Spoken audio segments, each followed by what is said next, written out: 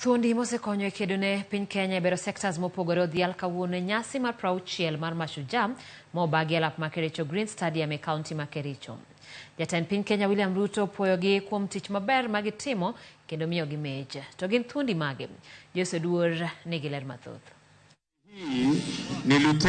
E nyasi mar 60 mar Mashujaa Day mobagi e kaunti ma Kericho, thuondi 157 mawakeini ka achiel kod machuo owuok ka buonjo tok jatend piny William Ruto puoyogi kuom tich maber magisebedo ka gitimo e bero sectors mopogore opogore e pacho ka. Our heroes today are on the farms, the markets, in factories, in offices, in construction sites, and in many other places.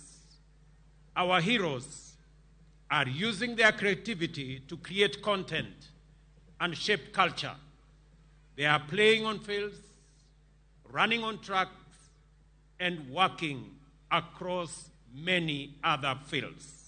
Thuondigo oyudo thuolo makende mar jako lwet jatend piny Kenya William Ruto e kar jot mare ma Kericho kama orwako negi midila manyiso kito simbo momigi odiochieng' ma kawuono. Jen Ndega manigi ng'ol omiyo simbo mar bedo jal mokwongo manigi ng'ol mar yudo simbo mar First Africa Para Games e tuke mag tennis ma higani manotugi e boma ma Accra e piny Ghana. He played a key role in the preparation. Moko kuom jogo mawuok e counties magwa makaluo mane odhialo odiochieng' ma kawuono gin Oigo Paul Aluocha gi Oyuka Phoebe Ambiyo mawuok e kaunti ma Kisumu kuom kedone piny Kenya e kind joma moko.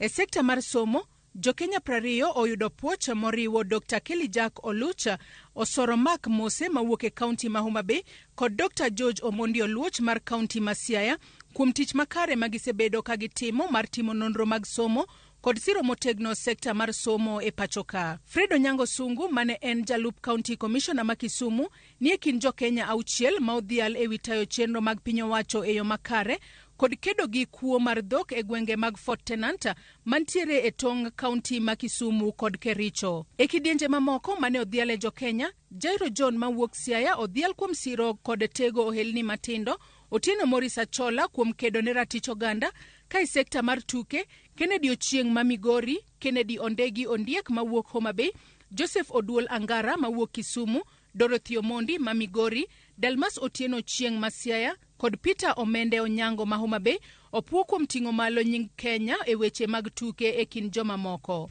Ruto bende otiyo kod thuolono e dhialo mosenindo jaduong' Samuel Kipchimchim, jaohala mane kokale ohala mare Jokenya mathoth noyudo tich. A class 3 dropout, he pulled through sheer determination to set up the Kipchimchim group of companies whose interests span various industries and employ thousands of Kenyans.